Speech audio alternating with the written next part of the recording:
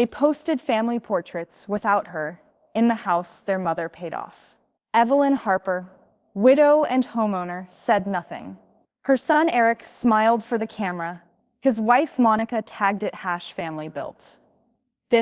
By the time their brunch photos hit Instagram, Evelyn had already called the realtor. She didn't threaten, she didn't warn, she just posted the listing on the house they forgot was hers. All right, before we dive into this crazy story, do me a favor, subscribe and tell us where you're watching from. The desert sun poured through the plantation shutters as Evelyn Harper sat at the edge of her recliner, reading glasses perched low, her thumb hovering over Instagram like it might bite her. She had never liked the app.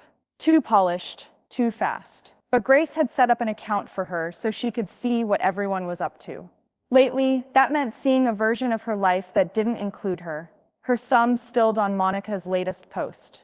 A filtered photo of the house's front porch, white chairs, succulents in macrame hangers, the door freshly painted sage green, and in the center, Monica, Eric, and Grace posed like a family framed for a greeting card. Monica's smile stretched perfect and unbothered. Eric stood behind her with a beer tucked against his hip like he'd just finished yard work. Grace looked neutral as always, but Evelyn noticed something in her eyes, something withheld. The caption read, "Home is where the love is #our place #Harper Hearts." Evelyn's eyes narrowed. She wasn't in it. Not that she had to be in every photo. She didn't care about followers or filters, but this wasn't the first time. She scrolled back, birthday brunch last week, backyard barbecue in June, even Mother's Day. Monica had posted tulips and French toast and tagged Eric with best brunch chef, while Evelyn had cooked it. Every memory was curated like Evelyn was a guest in her own house. Or worse, not there at all. The comments had already started stacking up beneath the latest post. So cute. Where's your El? At Mon and Home style, taking it easy in her room. She deserves the rest. Evelyn's throat tightened, taking it easy like she was some overfed cat tucked out of sight. She set the phone down on the side table with a soft click and stood up, joints crackling like bubble wrap. The silence in the house was thick. Monica had gone to hot yoga. Eric was still at work. Grace was in her room sketching or pretending to be. Evelyn moved slowly, deliberately, her slippers silent on the laminate floor as she walked down the hall.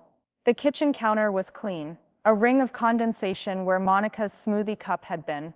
Above it, the family calendar was freshly updated with everyone's schedules, color-coded by Monica, of course. No Evelyn anywhere. She turned to head toward the hallway when Grace appeared, quiet like always, holding her phone, thumb hovering. "Grandma," she said softly, "I never posted this." Grace turned the screen around. It was a photo Evelyn didn't remember being taken. She was laughing, standing at the stove in her apron, spatula in hand, and Grace was leaning into her shoulder with flour smudged on her cheek. The light was warm, the moment unposed, unpretending, real. Evelyn stared at it for a long time. Then she smiled, just a little. "Why not?" she asked. Grace shrugged. Didn't fit the aesthetic. They both knew whose aesthetic she meant. Evelyn's gaze lingered on the photo for a beat longer before she nodded. "Keep it," she said, and Grace tucked the phone away like a secret. Evelyn turned and walked into her bedroom. She passed the lace-covered dresser, the wall of faded family photos, many of which had been quietly removed from the shared living spaces, and crossed to the far corner of the room. There, tucked beneath her jewelry armoire, was a small locked filing cabinet, silver, fireproof, and almost never opened. She crouched slowly, her knees protesting. With a practiced hand, she drew a small key from her nightstand drawer and slid it into the lock. Click! She opened the drawer and pulled out a folder. Property deed 2011, another mortgage payoff confirmation. Then one more, labeled simply in her handwriting. House papers, Evelyn only. From the bottom, she drew a small notepad and a capped ballpoint pen. She stood up straighter, smoothing the front of her cardigan. Behind her, through the slightly cracked bedroom door, she heard the front door swing open and Monica's voice echo like a laugh track. "Honey, the kitchen smells like sage again. So Grandma, right?" Evelyn didn't reply. She closed the filing cabinet, locked it, and pocketed the key. Her gaze slid back to the notepad in her hand. At the top of the blank page, she began to write a list. 1. Call Nancy. 2. Find Carl's card. 3. Clean out hallway closet. The pen hovered for a moment before she added 4. Let them keep posting. She underlined it. The living room smelled like lemon polish and curated lies. Evelyn stood just out of frame, watching Monica angle a beige throw just so across the edge of the couch. A ring light stood where the floor lamp used to be, and Monica's iPhone, rigged on a tripod, captured the cream-toned perfection she'd been obsessively constructing all morning. Minimal but cozy, Monica chirped to herself, fluffing the last pillow.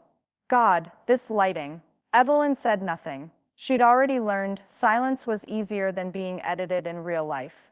Click, click, more photos. Evelyn slipped back toward the kitchen without a sound.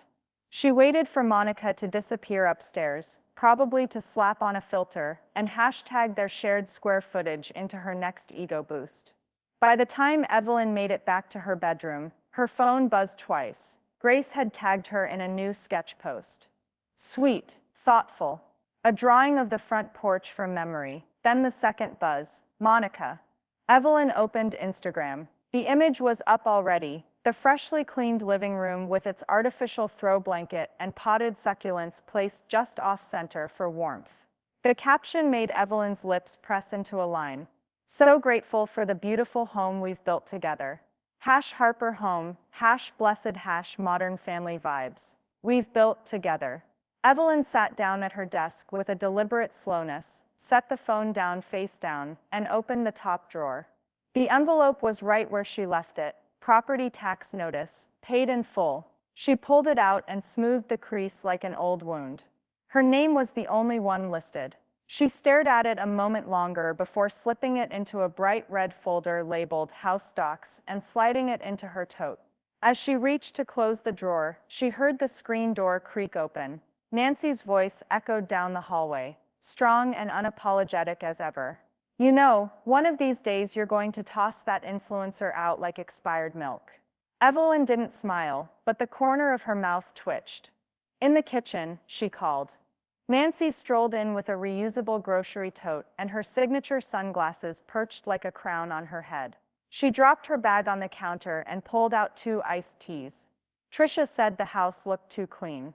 That can only mean one of 2 things. Monica's staging a shoot or something's about to blow. Evelyn took the tea with a nod. Both, apparently. They sat at the breakfast bar, the same one Evelyn had paid to have refinished 6 years ago, a subtle upgrade no one ever credited her for. She posted again, Nancy asked, already knowing.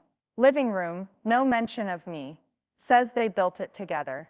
Evelyn's voice didn't rise, but there was weight in every syllable. I bought this house cash the year Eric got laid off. Paid every tax, covered every plumbing fix. Even Monica's stupid aesthetic upgrades. Nancy leaned in.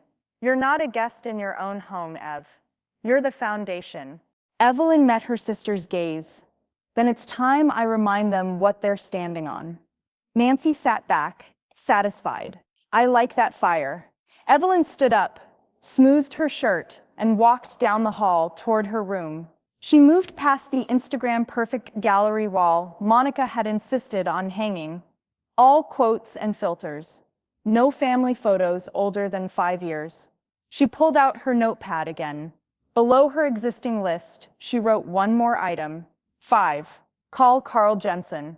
In the quiet that followed, Evelyn reached for her phone and tapped through her contacts. Carl Jensen, HOA mixer, realtor. She hesitated for half a second, then pressed the call button. Carl speaking, came the deep voice, polite but brisk. Carl, it's Evelyn Harper. Nancy's sister, she began, voice steady. We met at that HOA event last spring. You said something to me about quiet listings. That offer still stand. Carl paused. Then it does.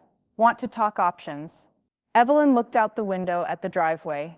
Monica's Range Rover gleaming like it belonged to a mogul, not someone whose bank account was still technically linked to Evelyn's water bill.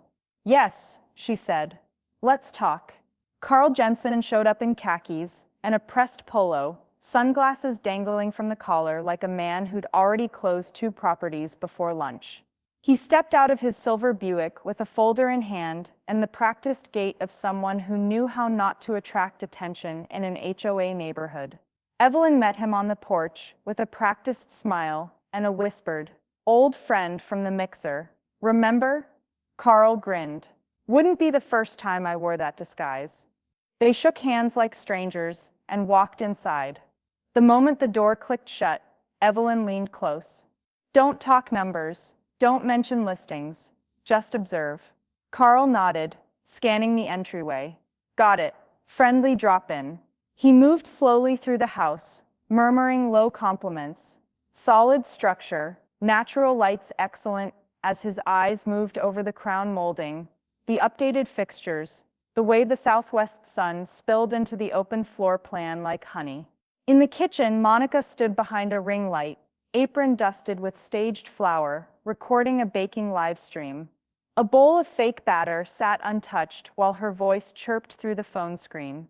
"Don't forget, room temperature eggs make all the difference, especially in legacy homes like ours." Carl glanced toward Evelyn, who simply raised her eyebrows and motioned toward the garage. They slipped away like ghosts. Inside the garage, the air smelled faintly of oil and heat. Carl leaned against the deep freezer while Evelyn pulled a string to light the single overhead bulb. "She posts lies," she said flatly. "They act like they built this. They haven't paid for a damn tile in this house." Carl nodded, flipping open his folder. "You want quiet. We can start with a soft off-market. Private showings, no MLS, at least not yet." Evelyn's gaze moved to the wall, a calendar pinned with years-old notes in her handwriting, now hidden behind Eric's tools and Monica's DIY paint samples. "I want discretion," she said. "Until I don't." Carl scribbled something. "I'll prep everything. Just send me photos of any recent upgrades." Before she could reply, a voice called from the hall. "Grandma?" Grace stood in the doorway, a smudge of charcoal on her hand and something unreadable in her expression. "I didn't know we had guests." Carl smiled politely. Evelyn said nothing. Grace tilted her head, sensing what wasn't being said. Her eyes shifted to Carl's clipboard, to the pen in Evelyn's hand, and back again. "If you do it," she said softly, "I'll help pack." The silence that followed was brief but seismic. Carl looked away respectfully. Evelyn exhaled through her nose.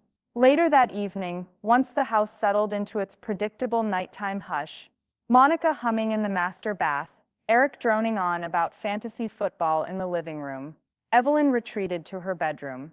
She sat at her desk, pulled out her wallet, and stared at the joint account card she shared with Eric. She set it aside, reached for her laptop instead. She logged into her bank's portal. In the upper right corner, open new account. Click. New savings, sole owner, click. She typed in her information. Separate routing. New password. Notifications sent only to her personal email, the one Monica didn't know existed. When it was done, she closed the laptop gently and leaned back in her chair. It wasn't revenge. Not yet. It was premeditation. From down the hall came Monica's voice again, chirping brightly on speakerphone to someone. Probably a brand rep or another suburban influencer who posted pie recipes they'd never baked. And it's just such a blessing to live in this legacy home. Everything about it just feels so rooted. Rooted. Evelyn stood and moved to her closet, pulled out a small step stool, and reached high above the hanging clothes. She brought down a box labeled appraisals, offers, do not toss. Inside, tucked in a folder yellowed with age, was the card she'd been searching for. Carl's. Back when he still printed his number on cardstock. She ran her thumb along the edge of it once, twice, then slid it into her notepad. The first thing to go was the brass elephant.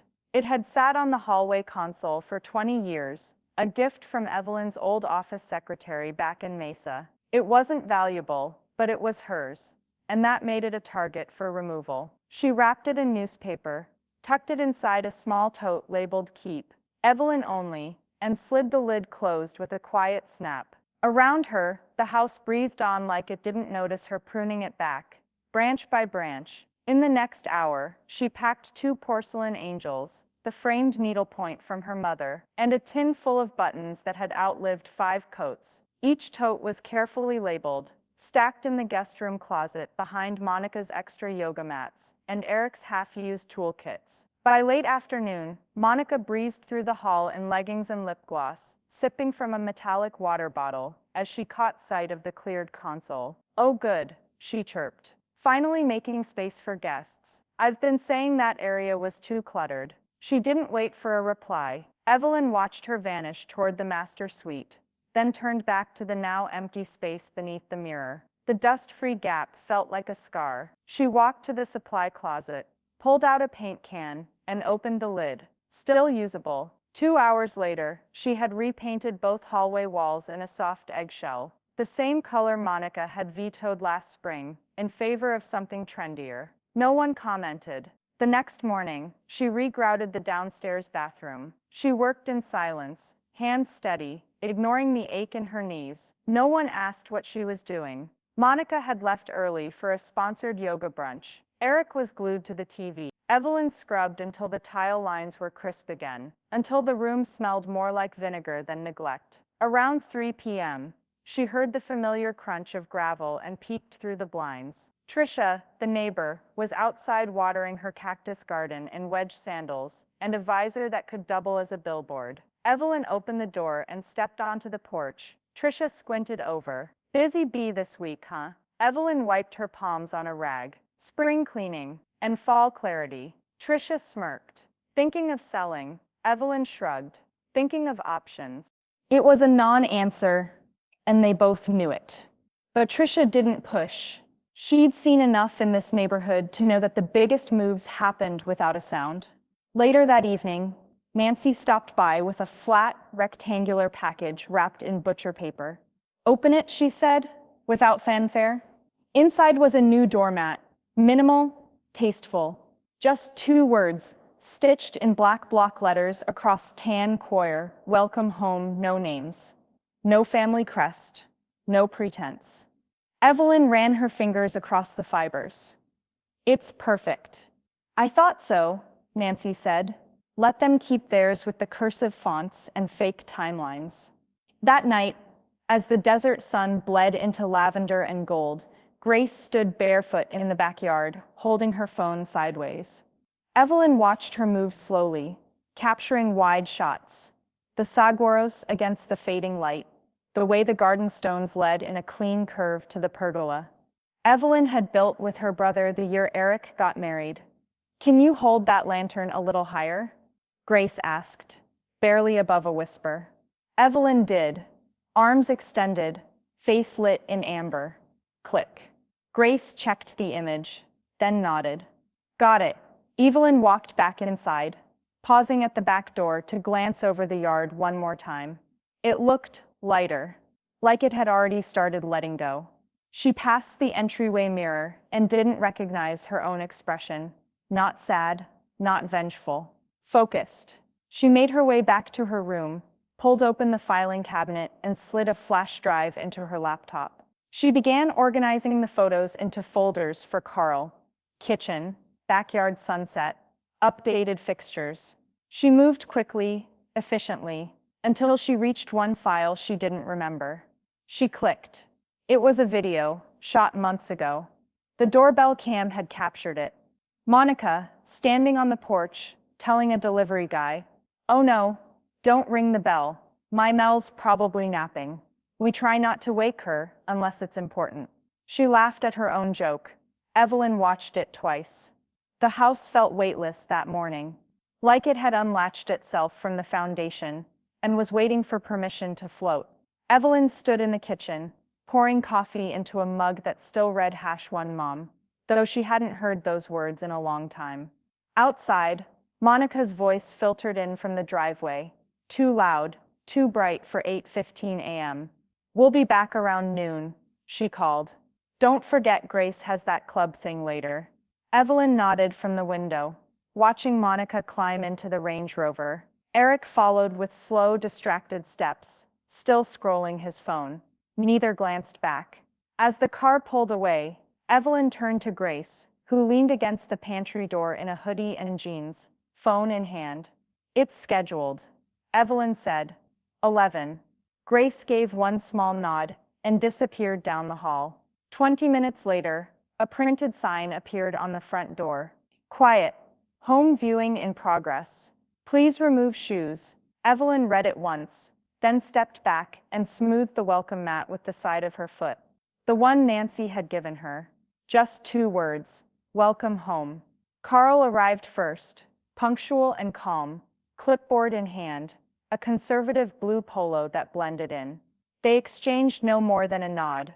The prospective buyer came alone, mid-40s, clean-cut, leather portfolio under one arm.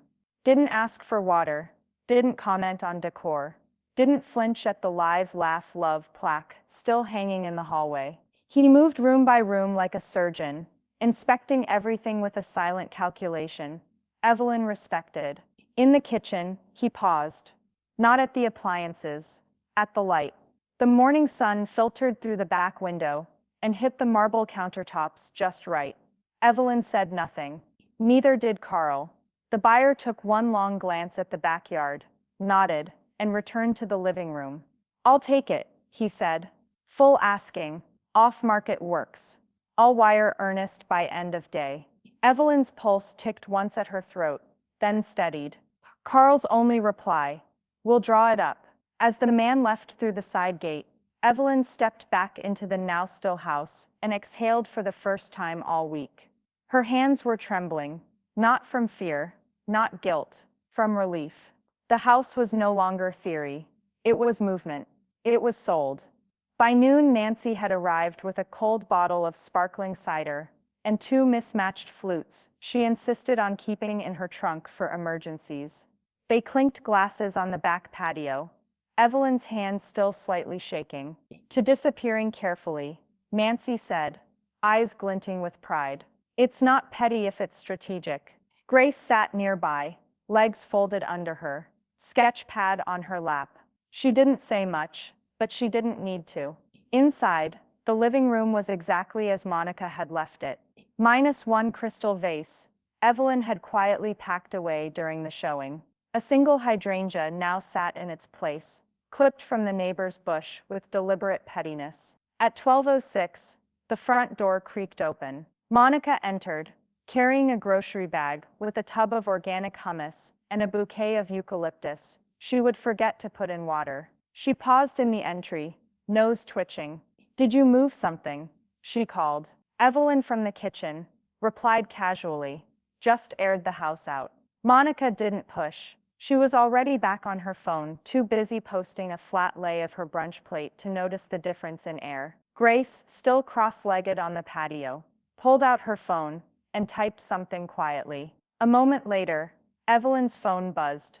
It was a meme, a screenshot of a smug cartoon character sitting in a chair labeled, "Mine," with the caption, "That face when you think it's yours." Evelyn chuckled, barely audible. She walked back to her bedroom, closed the door behind her, and opened her laptop. The sale was pending. Earnest money wired. Closing in 21 days. No one knew. Not yet. The next morning, Evelyn woke to the smell of lavender fabric spray and the distant sound of Monica giggling through another phone screen. She opened Instagram out of morbid curiosity, already guessing what she'd find. There it was, a new post. Monica, Eric, and Grace again on the back patio. Same chairs Evelyn bought at Costco 5 summers ago, now rebranded with caption sparkle. "Grateful for our forever home # blessed. Beyond measure # forever home # Harper Nest." The word forever sat like a dare. Evelyn actually laughed, not bitterly, not even cruelly, just a small, startled chuckle that slipped out as she poured coffee into her mug. They had no idea. She slid open her laptop, logged into her Arizona Public Service account, and clicked the Manage Users tab. Monica's email, monmonhomestyle@gmail.com, was still listed as a secondary contact on the electricity bill. Delete. Water. Trash. Gas. Gone. Every shared login removed. Her house. Her accounts. Her name on every dotted line. They could hashtag all they wanted. Their names weren't on anything that mattered. By midday, Evelyn was in the front yard, trimming the rosemary bush, when Trisha strolled over in her tennis skirt and visor, holding a tumbler that definitely wasn't just water. Ran into your Eric at Fry's yesterday. Trisha began, her tone all sugar with something sharp underneath. Said he and Monica are finally taking over the mortgage, soon. Isn't that just darling? Evelyn didn't look up from the hedge. That would be darling, she said. If there were one. Trisha blinked, startled. Oh, so you're not refinancing with them? Evelyn stood up, dusted off her gloves. Nope, no mortgage to refinance. Paid it off 10 years ago. Trisha let out a low whistle. Damn, I need to be more like you. You say that every time you get tipsy at HOA meetings, Evelyn replied and turned back to the hedge. That evening, as golden light stretched across the living room floor, Grace joined Evelyn in the kitchen, slipping her phone into her back pocket. They really think this is theirs, she said. Matter of fact. Evelyn handed her a towel to help dry the dishes. Delusion's a powerful thing. Grace looked at her sideways. You're not gonna stop, are you? Evelyn smiled faintly. No, I've just started. The next day, Evelyn called the landscaping service. Miguel, the usual foreman, answered. Hey, Miss Harper, he said warmly. You want us to edge the back fence line this week? Actually, Evelyn said, we're good. I won't need regular service anymore. A pause. You sure? Very. Then she hired a local cleanup crew instead. They arrived 2 days later with heavy-duty trash bags, brooms, and a quiet, efficient rhythm. No uniforms. No logos. Just work gloves and silence.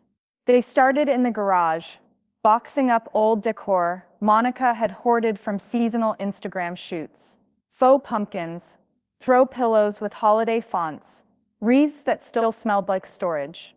Monica didn't even notice. She was upstairs filming a skincare demo. Eric, when he passed the crew in the hallway, barely looked up from his phone. Only Grace noticed the difference and said nothing. Nancy came by that afternoon, sun hat crooked, holding a zippered binder. She sat at the kitchen table and unzipped it without greeting. Still got that joint family credit card? Evelyn nodded. Eric still uses it for gas. Monica charges groceries sometimes. Nancy slid a printout across the table. There's a wine subscription and a monthly delivery for artisanal dog treats. Do they even own a dog? No, Evelyn said. They just like boxes that show up. Nancy pointed to the bottom line. You're still the primary. Evelyn looked at the total, then looked out the window. Cancel it. Nancy didn't ask twice. By evening, the house was spotless. Not for show, for departure. The sun dropped low across the yard as Evelyn folded laundry with crisp precision. No music, no distractions, just her thoughts, lining up as neatly as the towels in her basket. From the hallway, Monica's voice echoed. Babe, you think we should redo the kitchen next year? I mean, technically it's ours now, right? Evelyn folded the last towel slowly, edge to edge, her jaw tightening. The movers arrived at 9 a.m. sharp. 3 men in navy shirts and gloves. Polite but quiet, their truck unmarked. Evelyn had told Monica they were helping rearrange some furniture. That was technically true. Just not for her. By 9:30, the piano was gone. By 10 o'clock, the curio cabinet, the one filled with glass birds, Evelyn had collected over 4 decades, had been carefully wrapped and loaded. Each heirloom, each memory-heavy item, was packed with surgical care and labeled storage. Do not unload. Evelyn stood by the door, clipboard in hand, checking off boxes as if they were to-do list items she'd waited years to finish. In the living room, the walls began to look strangely bare, like a hotel trying too hard to feel like home. The gallery of family photos was gone. Only nail holes remained. By the time Monica returned from her bear class, sunglasses still on and smoothie in hand, the vibe had shifted. She stepped into the foyer and froze. Why is everything off the walls? Evelyn didn't flinch. She looked up from her list and said calmly, "Sometimes the house needs a breather." Monica blinked, as if trying to recalculate her expression. Yep. Well, it looks weird without them. Like something's missing. Evelyn smiled, but it didn't reach her eyes. Doesn't it just? Monica wandered farther in, eyes darting, suddenly unsure of what belonged to her, or if anything ever had. In the hallway, Grace appeared without a word, and passed Evelyn a single sheet of paper. Evelyn unfolded it. It was a screenshot, a full blog post from Monica's website, scheduled but not yet live, titled "How We Bought Our Dream Home in the Desert." The post was a tapestry of fabrications, talk of sacrifice, of starting from scratch, of earning every inch of a home paid off before Monica ever set foot in Arizona. Evelyn's jaw didn't tighten. She didn't gasp or slam the paper down. She just walked to her laptop, sat down and opened her email to Carl. Subject, listing status message. List public. Let's go. Click. She stared at the sent confirmation for a long second, then shut the laptop. Across the house, one of the movers nodded as he wheeled out the last box. Her jewelry chest, carefully covered in a blanket. She nodded back. Everything that mattered was already gone. 2 hours later, Carl sent a text. Listing is live. MLS link below. We'll get activity fast. Evelyn opened it. There it was. Her home, her name, her price. No we, no our, no filter. She stepped out onto the porch, breathed in the dry desert air, and watched a hummingbird dart near the wind chime. The house looked staged. Not just literally. It looked like it was playing the part of someone else's life. And soon it would be. Inside, Monica paced the living room. "I don't understand why everything looks so vacant," she muttered. "It's like someone erased the story." Evelyn walked back in, voice steady. No one erased anything. They just stopped pretending. At that moment, Evelyn's phone buzzed again, this time with a Zillow alert. Listing views, 42 in first hour. Saved 13. She tucked the phone into her sweater pocket. By evening, Monica was quiet. No filming, no music. Just her tapping furiously on her phone, scrolling like she was chasing validation she couldn't quite grab. Grace sat on the stairs, sketchpad open, knees tucked up under her chin. "Grandma," she said without looking up. "Do you think she knows?" Evelyn sat beside her. "Not yet." Grace turned the page and drew a single line across it. The shape of a house, but with no roof. "Good," she said. It started with 3 texts, then 7. Monica's phone buzzed non-stop through her afternoon turmeric latte shoot, vibrating so persistently it nearly tipped over the tripod. She glanced at the screen. "Is this real? You're selling? Wait, you didn't post this, right?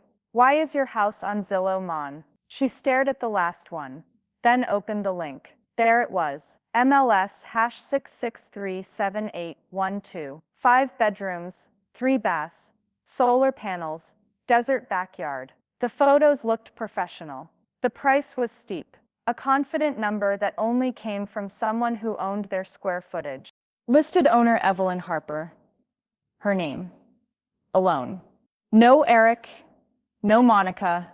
"Eric!" she shrieked, stumbling over the ottoman as she stormed toward the bedroom. "Eric, come look at this." Eric blinked at the screen as if the brightness itself offended him. "Is this a mistake? Maybe it's one of those spam listings." She listed the house, Monica hissed, voice wobbling with disbelief. "She actually, legally did this." Eric rubbed his eyes. "No way she'd do that without telling us." A beat of silence. Then another. Monica turned on her heel and stormed down the hall. Evelyn was at the kitchen counter, slicing strawberries into a blue ceramic bowl. "Is there a reason our house is all over the internet?" Evelyn didn't look up. "It's not your house." Monica laughed, a single high note too sharp for the room. "So this is what? Revenge?" You list it behind our backs like some passive-aggressive stunt? Evelyn calmly placed a slice in the bowl, her tone level. It was never yours to lose. Before Monica could fire back, Eric arrived, barefoot and breathless, holding his phone like a defense. Okay, let's all just slow down, he said. We've lived here. We've put in time, sweat, memories. Doesn't that count for something? Evelyn turned to face him fully now. Her expression wasn't cruel, it was clear. You've contributed habits, Eric, not equity. At that moment, the front door opened. Nancy stepped in without knocking, carrying a manila envelope and a full-body sense of, I told you so. Oh good, she said, eyeing the room. We're all pretending this is a surprise. Monica whirled toward her. You knew? Nancy didn't flinch. Of course I knew. So did Grace. The difference is, some of us live in reality. Eric looked at his mother again, as if trying to find a version of her that might still bend. You're really doing this? I've already done it. Silence. Only the soft buzz of Monica's phone filled the kitchen now, vibrating with a dozen more unread messages she couldn't afford to answer. Across the room, Grace quietly walked down the stairs, carrying a flat canvas bag and her sketch pad. She didn't say anything, just opened the hall closet, pulled out a small suitcase, and began sliding supplies into it. Markers, erasers, charcoal, the things she never let anyone else touch. Monica caught it first. Oh no, don't tell me you're in on this too. Grace didn't look up. I don't think you ever noticed I was in this house at all. Monica opened her mouth, but whatever rebuttal she'd been forming fizzled into air. Carl's name flashed on Evelyn's phone. She picked it up, eyes never leaving the counter. Hi, Carl. Go ahead and finalize everything. Pause. Yes? I'll sign the docs by morning. Let's stick to the 21-day close. She ended the call and set the phone down gently. Nancy smiled, folding her arms. Well, that's clarity. Eric sank into the breakfast nook like a man absorbing blunt force truth. Monica stood still, not defeated yet, but unarmed, and she knew it. Evelyn took her bowl of strawberries and walked past them all, heading toward her bedroom. Grace trailed behind her, bag in hand. As she passed Monica, she said softly, You should pack the eucalyptus. It doesn't last. Evelyn was halfway through folding her favorite cardigan when Eric stormed into her room without knocking. This is betrayal, he shouted, his voice raw in a way that made her wonder if he was angrier for the house, or for finally realizing it was never his. She didn't look up. No, she said calmly, smoothing the sleeve. This is retrieval. Eric's jaw clenched. You blindsided us. I don't care what's on the title. This was our home too. Then why did you treat it like a backdrop? He opened his mouth, but no words came out. Monica appeared behind him, hair disheveled, eyes glassy with frustration. You are destroying this family, Evelyn. Evelyn finally looked up, folding the cardigan in half and laying it in her suitcase. A family includes its elders. You posted a version that didn't. Monica flinched, not from the volume, but the precision. She stepped backward, as if Evelyn's presence now filled more space than it used to. You don't get to rewrite what we built, Monica snapped. You never built, Evelyn replied. You posed. Outside the open door, the house had gone still. Even the AC seemed to hesitate. Grace emerged from the hallway, silent as shadow, her backpack now fully zipped. In her hands was a wooden box, velvet-lined, antique brass latch, Evelyn's jewelry chest. She cradled it carefully as if carrying a live truth. Monica's eyes narrowed. What are you doing with that? Grace's expression didn't change. Packing what matters. Monica's voice cracked. That's not even yours. Grace tilted her head slightly. Neither is this house. She walked away before Monica could respond. Evelyn turned back to her laptop, opened her email, clicked compose. To Carl Jensen subject, closing date message. Let's set the closing for the 15th. Make it final. Evelyn, she hit send. Just like that, the line was crossed. No more secrecy. No more theoreticals. This was irreversible now. Legally binding. Contractually bulletproof. She stood and zipped her suitcase. Eric sank into the corner chair, like a man realizing the fire wasn't around him. It was beneath his feet. This is cruel, he muttered. You could have warned us. I did, Evelyn said, walking past him. Every time I wasn't in your photos. In the hallway, Nancy leaned casually against the doorframe, sipping from a bottle of coconut water she hadn't paid for. Told you not to test her, she said with a little shake of her head.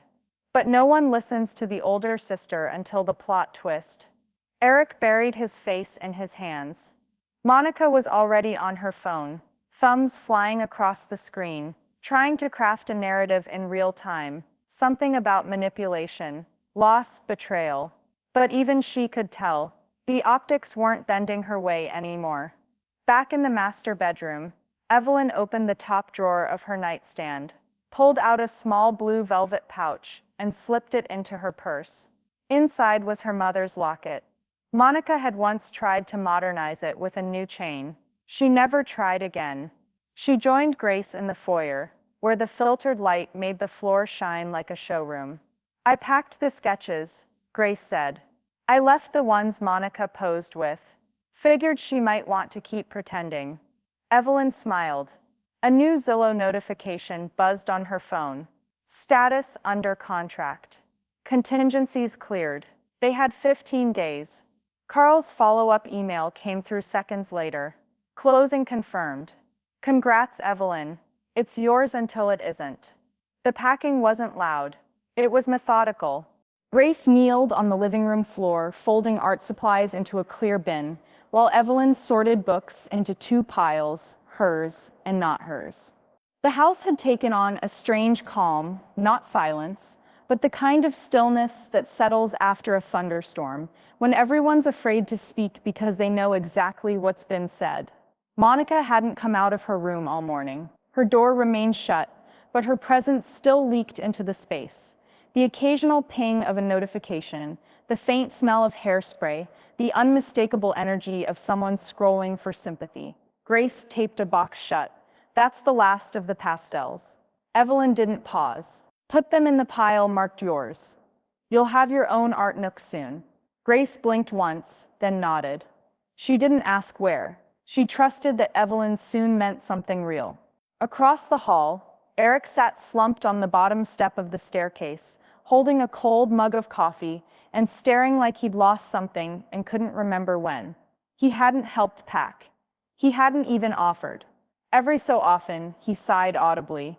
The sound of someone auditioning for pity. You're just throwing it all away, he said finally, not even looking up.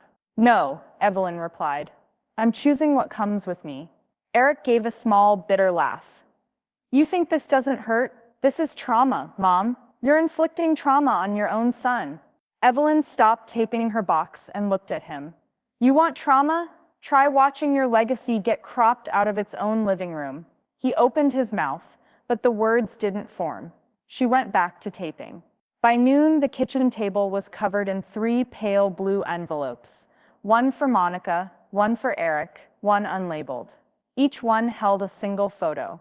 Not a will, not a letter, not a dollar, just an image. Eric's envelope contained a photo of him at age 10, hugging Evelyn after his spelling bee loss. Face blotchy, eyes red, her arms wrapped tightly around him. Monica's photo was from their first holiday together, her hand awkwardly resting on Evelyn's shoulder, before either of them pretended to like each other. The awkwardness was still honest then. The third envelope held nothing. Nancy stepped into the room just as Evelyn slid the last one into her purse. Well, she said, looking around at the boxed-up pieces of a life. Their apology should have come before the staging. Evelyn didn't laugh, but the corner of her mouth moved. Too bad it was never in their content calendar.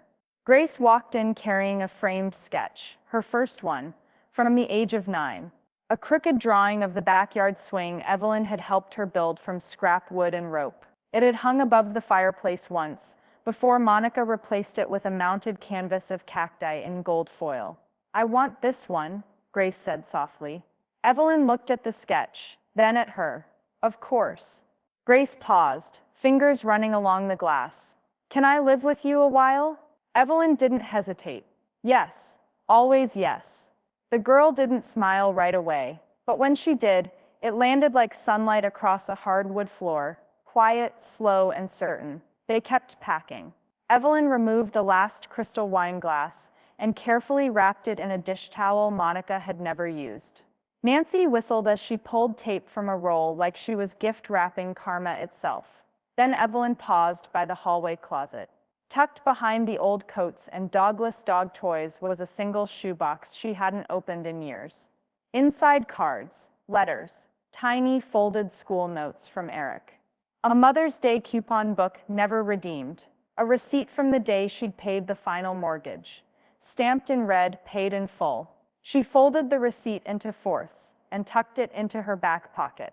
Monica was already dialing before the sun crested the neighbor's rooftop. Still in her robe, lip gloss uneven, barefoot on the cold tile.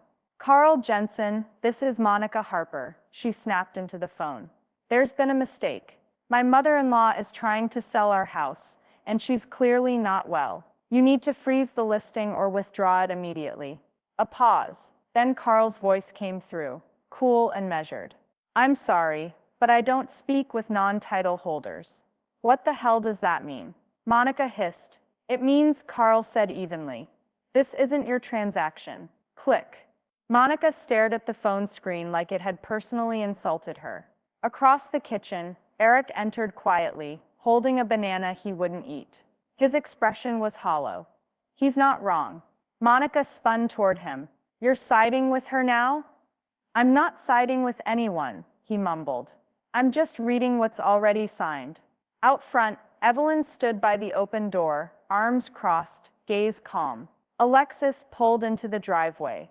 The buyers had arrived. A married couple in their 50s. Calm smiles, sunglasses tucked in their shirt collars. No kids, just themselves, a dream and a down payment. Evelyn greeted them warmly. "Come in," she said. "The house is yours to meet." They stepped inside with quiet reverence. The woman touched the doorway lightly as she entered, like she was saying hello to something sacred. Evelyn let them move room by room on their own. She didn't hover. She just stood in the kitchen, letting the moments pass like beads on a string. Across the street, Trisha was already on her front porch, coffee in hand, visor flipped up. When the couple reached the back door and stepped outside, Trisha called over, loud enough to carry but just shy of theatrical. "Power move, Ev." Evelyn didn't respond, but her smile said it all. Nancy appeared a few minutes later, holding 2 lattes and a look that had aged into deep satisfaction. She passed one to Evelyn, took a sip, and watched the couple walk the stone path through the backyard. "This isn't revenge," Nancy said softly. "This is clarity." Evelyn's eyes were glassy but dry. "It feels like oxygen." Monica appeared in the entryway just as the couple stepped back inside. She didn't say anything, just stood frozen, watching strangers walk through what she'd once hashtagged as forever home. The woman paused at the fireplace, taking in the bare mantle. No gold foil art, no monogrammed initials, just a single white envelope, propped upright like it was waiting. She glanced at Evelyn. "Is this meant for us?" Evelyn shook her head gently. "No." The buyers nodded, respectful, and moved on. Later, when the house was still again, Evelyn walked back to the fireplace and picked up the envelope. She opened it. Inside, a single slip of paper, folded into fourths. In her own handwriting, "This was never your story." She slipped the paper back into the envelope, sealed it shut, and tucked it behind a loose brick in the fireplace frame. A hiding place known only to her. A message not for the buyers, not for the title, but for the history that tried to rewrite itself. Grace stood nearby, watching her. "Want me to help with the rest of the car?" Evelyn nodded. "One last thing upstairs." She turned, walking back through the house she'd built, owned, protected, and finally claimed. The truck pulled up just after sunrise. Early, quiet, efficient. No logo, Just matte white metal and men in gray shirts, ready to dismantle a life without commentary. Evelyn was already dressed in jeans and sneakers, her hair tied back. She'd left the house key on the entryway hook. It felt ceremonial. Grace opened the garage with a click and directed the movers with a calmness that belied her age. She didn't flinch when the antique desk was lifted, didn't ask where the boxes were going. She just kept moving. By 7:15 a.m., the kitchen was down to essentials. Mugs, one pan, the vintage kettle Evelyn refused to part with. The coffee brewed in silence. The sound of footsteps came next, soft and uneven. Monica. She entered wearing last night's makeup, arms crossed, eyes sharp. "That chair's mine," she said, pointing at the leather armchair being wrapped in moving blankets. Evelyn didn't turn around. "It was purchased in 2009. On my card, I have the receipt." Monica scoffed. "You're really gonna split hairs over furniture now?" "No," Evelyn said, her voice like stone. "I'm going to protect what's mine." Monica stormed closer. "This is low, Evelyn. You're walking out with everything while we're left with nothing you ever paid for," Evelyn cut in. A man in moving gloves walked past them with a labeled box. "Bedroom, Evelyn jewelry." Monica's eyes tracked it like prey. In the doorway, Eric appeared, holding up his phone. "This is harassment.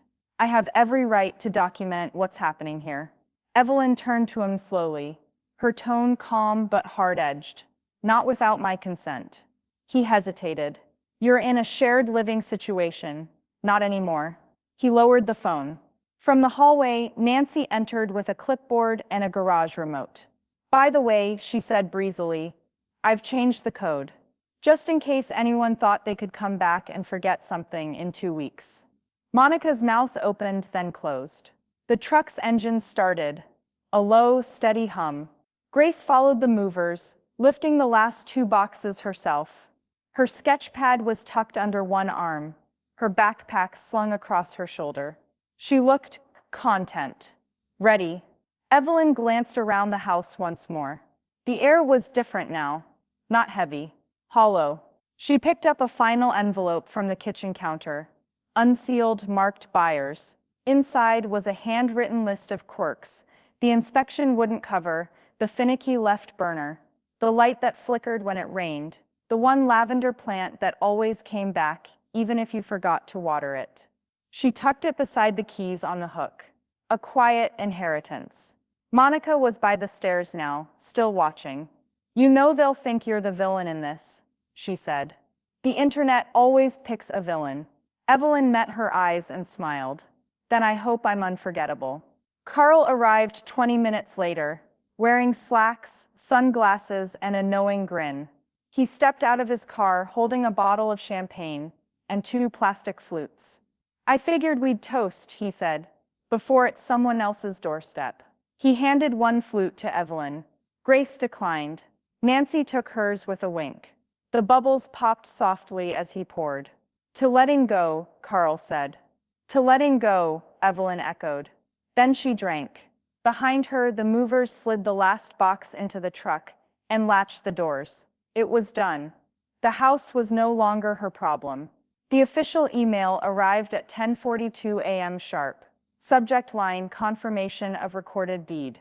Harper to Santiago, MLS #6637812. Evelyn read it once, then again, not because she doubted what it said, but because she'd waited years for this moment to feel exactly as it did.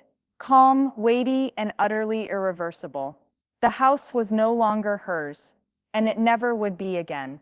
She sat at the small breakfast table in her new apartment, a 2-bedroom condo overlooking a quiet street lined with jacarandas. The windows were open.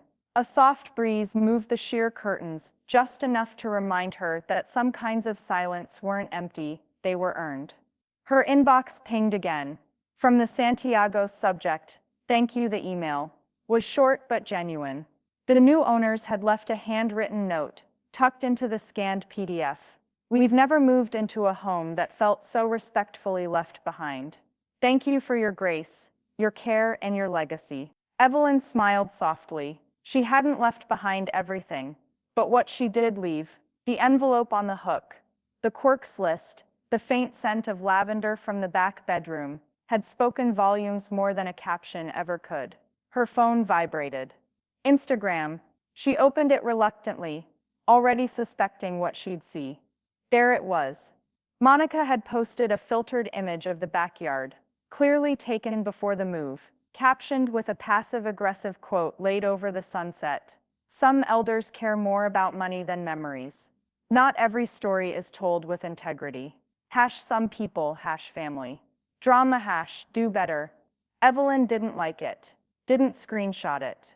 Didn't share it with Nancy or Grace. She just closed the app and opened her tenant portal instead. Her lease had already been approved the week before, but now she made it official, adding Grace Harper, age 16, as a co-resident. Grace had earned that space, not with entitlement, but with presence. With small, steady acts of loyalty that never made it to Instagram, but had reshaped Evelyn's entire view of legacy. She heard the shuffle of sneakers behind her, and turned to see Grace padding into the kitchen, still in her oversized art club hoodie, hair pulled into a messy bun. "Want tea?" Evelyn asked. Grace nodded. "Yeah, chamomile if we have it." They stood in the warm quiet while the kettle worked, the sound of water heating feeling almost musical. Once Grace was settled at the table, sketching in the corner of a new pad, Evelyn opened a different tab on her laptop. This one had nothing to do with utilities, or listing views, or staged furniture. This was her attorney's portal. She clicked into the Harper Living Trust, formerly a generic estate folder Eric had once been vaguely named in for tax reasons. Now it was something entirely different. She adjusted the primary beneficiary fields. Remove Eric Harper. Remove Monica Harper ADD. Grace Harper. 50% remaining. Assigned to charity per instructions. It took 5 clicks and a digital signature. Her legacy was hers again. And this time it would go somewhere it would be seen, not staged. Moments later, her phone buzzed again. It was Carl. She answered without preamble. "All official," he said. "Counties filed the deed. The trust is up to date. And I just got a ping from the buyer's agent. They're over the moon." "Good," Evelyn said. "Let's keep it clean all the way through." Carl chuckled. "You know most people set fires when they burn bridges. You did it with polish and closed loops." Evelyn sipped her tea, her voice even. "Scorched earth is for amateurs. I'm in it for clarity." Carl paused, then said simply, "Cheers to that." When the call ended, Evelyn set the phone down and turned back to Grace, who was sketching the view outside. Her new view. A different window. A different life. The kettle clicked off again. But this time, no one got up. They just let it cool. The porch swing creaked gently, just enough to remind them both that it was real, not staged, not curated, for clicks or compliments. Just a piece of wood and rope hung from a metal beam that had seen a few winters and still held firm. It was Evelyn's second Saturday morning in the new condo, and already this porch felt more like home than the oversized back patio she'd left behind. There was no pergola, no influencer lighting, no carefully arranged succulent wall. Just a potted fern Grace had rescued from the donation pile, and a thrifted outdoor rug that didn't match anything in particular. That was the beauty of it. Nothing here had to match. It only had to feel right. Grace sat next to her, legs tucked beneath her, sketchbook open but untouched. Her pencil rested on the spiral binding, forgotten. They weren't talking. They didn't need to. From inside came the faint clink of ceramic mugs. The kettle had clicked off 5 minutes ago, but neither of them moved to pour the tea. Evelyn leaned back, the breeze brushing her cheek in slow, clean arcs. The air was dry but not dead. It carried the smell of fresh concrete, a neighbor's laundry softener, and something faintly citrus from the community trees out front. Her body ached in places, hips, knees, fingers that remembered years of cleaning baseboards, but her chest felt light in a way she hadn't experienced in over a decade. The front gate rattled. "Brace yourself," Grace murmured with the hint of a smile. Incoming muffin drop. Nancy appeared a moment later, clutching a square tin with a pink silicone grip. Her hair was up in one of her dramatic scarves again. Blue with sunflowers this time, and her sunglasses were too big for her face, but entirely on brand. Your porch looks like something out of a Southern novella, she said as she stepped up. All you need is a neighbor's secret and a glass of sweet tea. Grace opened the tin as if it were treasure. Inside, fresh lemon ginger muffins with a dusting of powdered sugar and one tiny post-it note that read, "For the chapter that comes next." Evelyn blinked once. "You didn't have to." "I absolutely did," Nancy said. Muffins are emotional architecture. They sat together on the swing, the three of them, the breeze slipping past like a quiet witness, the kind of silence people confuse with peace when it's actually healing. Later inside, Evelyn took out the only framed photo she'd brought from the old house that hadn't lived in a box. It was small, black and white, and just a bit faded. She, Grace and Nancy stood shoulder to shoulder in front of a birthday cake with sagging candles, a low-stakes celebration 2 years ago that no one had posted. But their faces were open. Real, caught mid-laugh. She hung it on the wall by the front door, just above the light switch. It wasn't centered. It didn't match the rest of the apartment's minimalist design, but Evelyn didn't move it. "This feels like a beginning," she said, out loud, even though no one else was in the room just then. And it did. Not a happy ending, not a clean break, but a quiet inhale after a long-held breath. Something you don't realize you've needed until it happens, and you almost collapse from the relief of it. When she turned back to the porch, Grace had her phone out, not to scroll, not to post, but to photograph the sunlight as it moved across their borrowed rug. She caught Evelyn's eye. "I'm starting something," she said. "Oh, a photojournal," Grace explained, her voice thoughtful. "Just for me, no hashtags, no filters. I'm calling it Unposted." Evelyn's smile arrived slowly. First the eyes, then the corners of her mouth, and then the laugh followed. Not forced, not polite, a real one. Deep and unexpected, spilling out of her like a sound her body had forgotten how to make. Nancy looked over and raised a brow. "There it is. I've been waiting for that." Evelyn exhaled and wiped her cheek. "Me too." The porch swing creaked again, just once, as the breeze carried the scent of ginger and sugar across their knees. It didn't feel like escape. It felt like return. It was just past 9 a.m. when Evelyn sat down at her desk, bare except for a lamp, a coaster, and her laptop. The apartment was quiet, the kind of quiet that doesn't need to be guarded. Grace had gone down the hall to check the mail. Nancy was due later with thrifted curtain panels and another one of her color bursts. The kettle hadn't even clicked on yet. Evelyn opened the browser and hovered her cursor over a tab she hadn't touched in months. Facebook. Her account had been dormant. No status updates, no comments, no check-ins. She hadn't logged in since Monica started posting choreographed brunch photos with Harper House hashtags and tagging Evelyn's kitchen without Evelyn's consent. Somewhere along the way, she'd let herself go invisible, silenced by presence, not absence. This time she logged in. The page loaded slower than usual, or maybe her breath did. Either way, when her feed finally blinked awake, it was the same carousel of over-filtered lives, color-coded calendars, dog birthday cakes, and Monica's last post still floating near the top. The one about elders who choose wealth over family. Evelyn clicked the post button. No status essay, no memory lane, just one image. A wide shot of the porch from yesterday morning. The swing, the fern, the corner of Grace's sketchbook visible in the foreground. Framed at the edge of the shot, the small sold sign still poked into the dry garden bed, like punctuation. Her caption was simple. Sometimes the house isn't what's inherited. It's the message. She hit post. Then she waited. The comments came quickly, like spring rain after a dry season. "Yes, ma'am, beautifully said. You raised the bar and the roof. I always wondered how you stayed so gracious. This is queen behavior. Porch envy, legacy envy, all of it. Glad to finally see you in the story, Evelyn." Applause emojis, hearts, a handful of neighbors chiming in with memories of block parties and stories Evelyn herself had forgotten. Even Trisha dropped in with a comment, "Told you. Power move." But nowhere in the thread, Nowhere in the flood of affirmation was Monica or Eric.